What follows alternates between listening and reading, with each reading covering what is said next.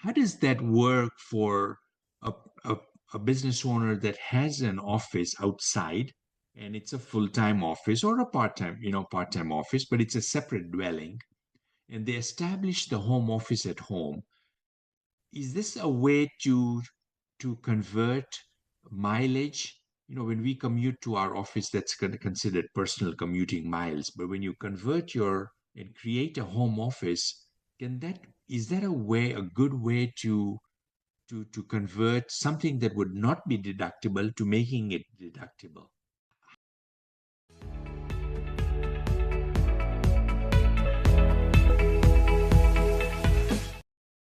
Hello there, Salim Omar here from Straight Talk CPAs, and welcome to another episode. And I'm joined by Sabir, our senior tax advisor. Sabir, welcome. Hi, Salim. Thank you.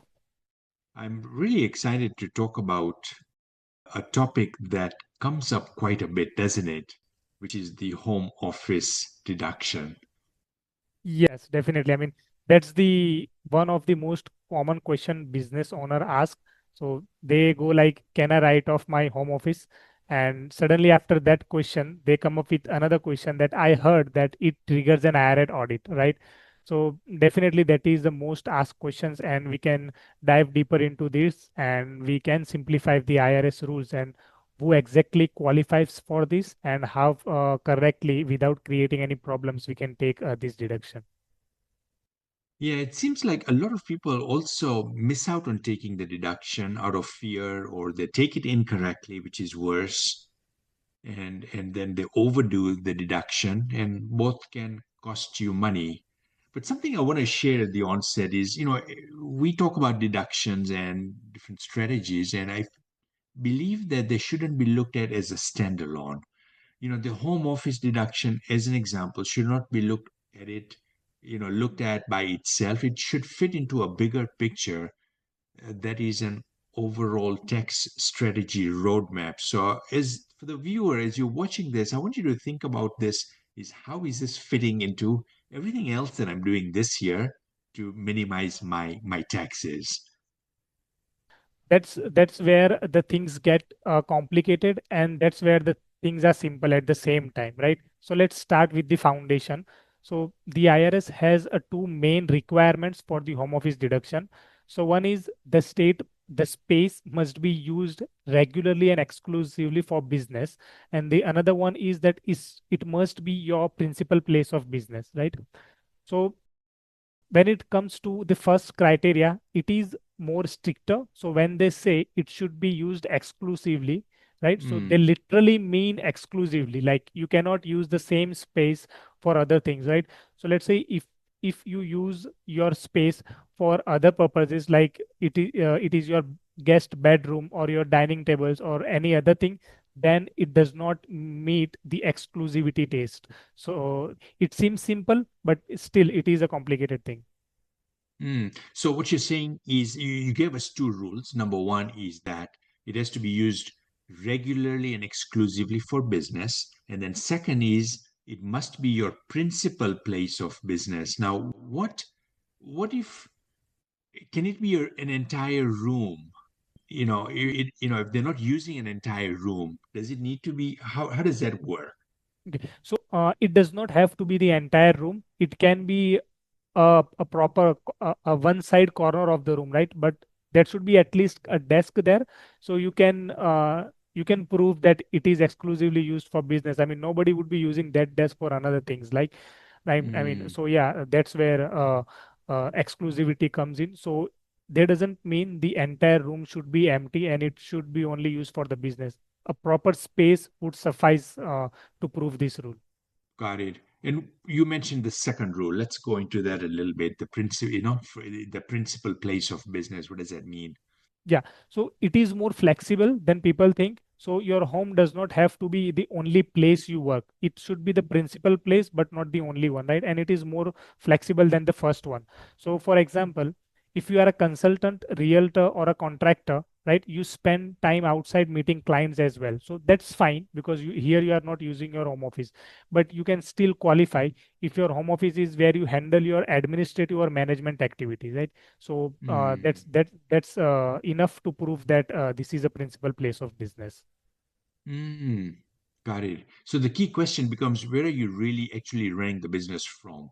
Where are the decisions made? If that's your home office, you likely meet the test. And you mentioned two things, administrative and management.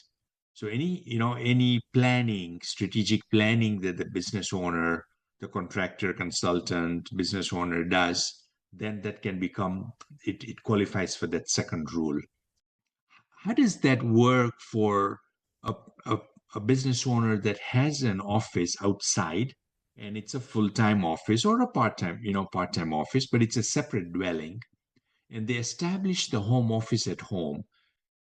Is this a way to convert mileage? When we commute to our office, that's considered personal commuting miles. But when you convert your and create a home office, can that is that a good way to convert something that would not be deductible to making it deductible? Yes. So when you have your home qualified as an office as well, so whatever miles you have from your home office to the client place, that is also business miles, right? So before that, let's say if Mm, it is not your home office, when you go from your home to your client place, that's not deductible because that is not your office. But now you have converted it to your home office, so that miles becomes a business miles for home office deduction purposes. There are some nuances against this, but it is a very rare scenarios. But yeah, I mean, in most cases we can definitely convert these commuting miles into the business miles as well. very nice. How does the deduction work? So the deduction, so there are two methods. So the first one is the simplified method. So it is a straightforward and that requires a minimal documentation, right?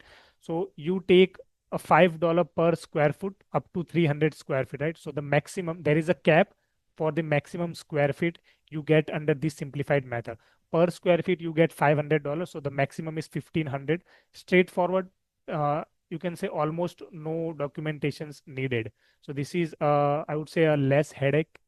Now, as Mm, opposed to that, there is another method that is actual expense method. Now, it can produce a larger deduction, but requires the proper record as well, right? So let's take some numbers. So first, you need to calculate the percentage of your home used for your business. So let's say if your home is 300 square feet and your office, the dedicated area is 450 square feet. So that is a 15%, right? Now you can deduct that 15% eligible home expenses as a home office deduction. So that mm, expense can include your mortgage interest, property taxes, utilities, insurance bill, even your capital improvements, landscaping, your installation of air conditioning. So you can sum up all the amount and then consider 15% of that amount, right? So that would be huge chunk of deduction when we compare it to simplified method, because a simplified method only gives you a $1,500, and as opposed to the actual method, that would give you a big deductions against that. I mean, that can be a sizable amount for a homeowner, a business owner that spent some money doing some work at home. Yeah, remodeling a Yeah. bathroom, landscaping, putting a patio. Yeah, all these things can cost a good bit of money, sometimes, in the tens of thousands of dollars. And in the example you gave, 15% of that is deductible. So if a homeowner, business owner, spent $50,000, 15% of that is 4,500 just for that component, plus mortgage interest, a portion of the property taxes, utilities, cleaning and maintenance, and the list goes on. So it can be a pretty sizable deduction. I like it.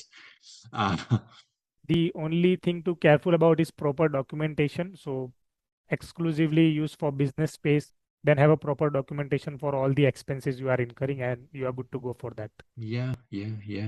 Awesome. I like this. So who cannot take the deduction?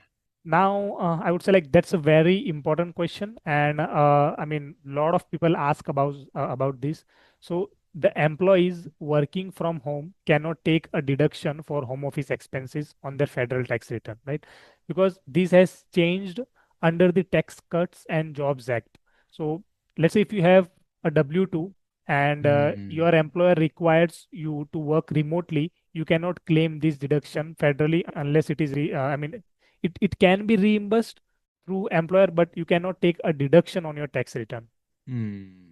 So this deduction is mainly for self-employed individuals, and so we're looking at sole proprietors, single member, multi-member LLCs, partnerships, and S corporations. Is that correct? Yes, exactly. So, I mean, in a nutshell, it cannot be taken by the employees.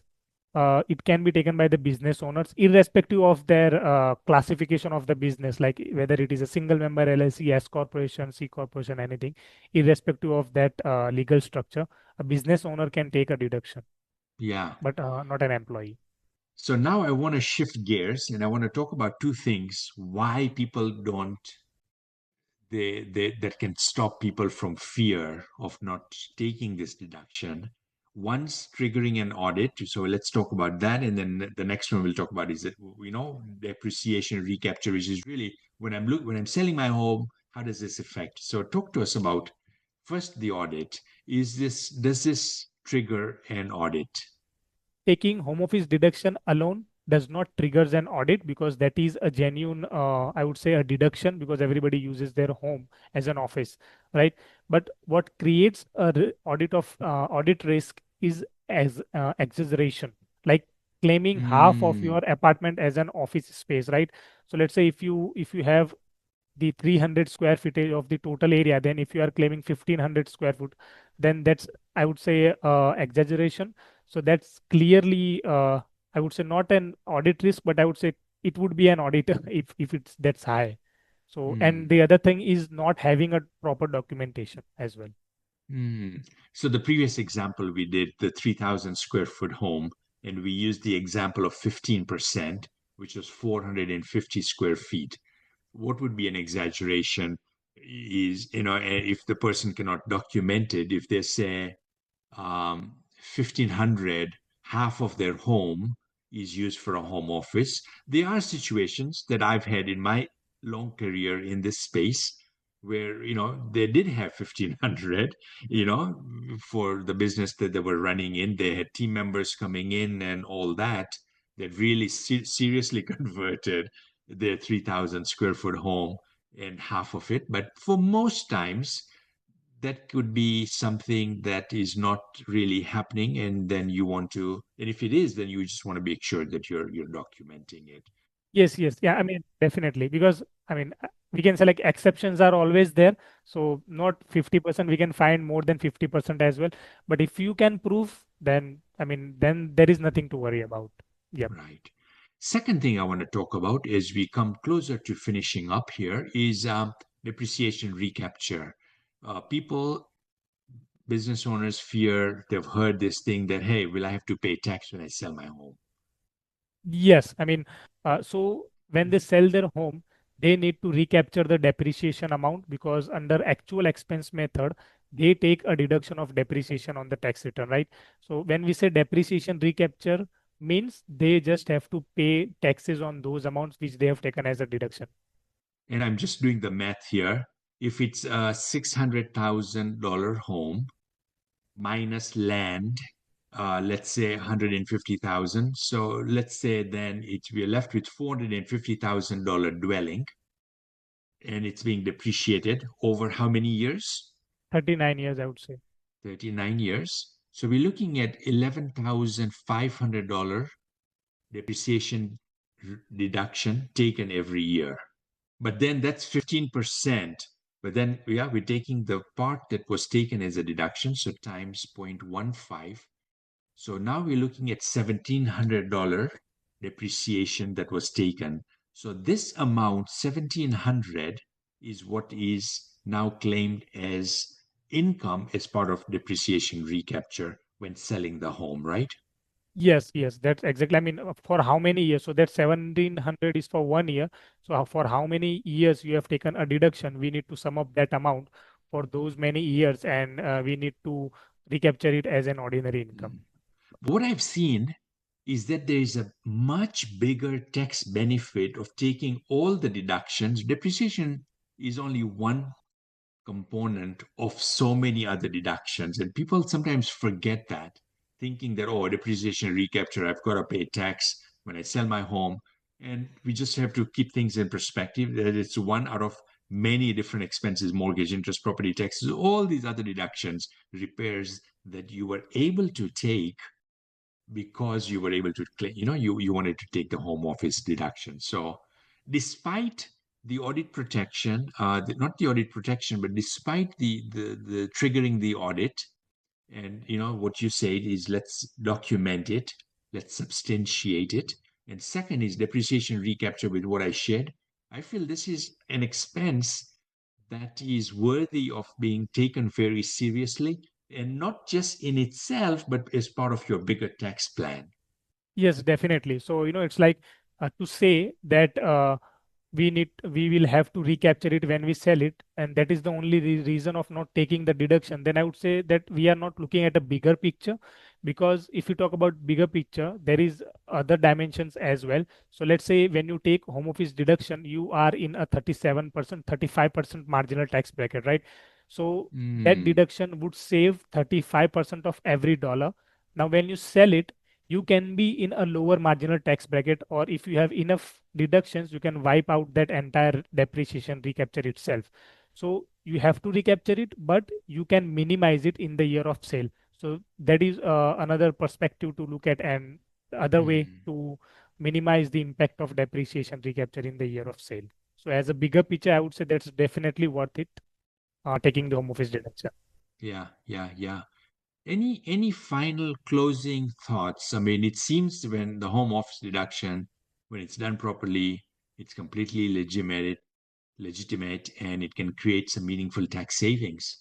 Yes, definitely. So there are a lot of things to consider when it comes to home office.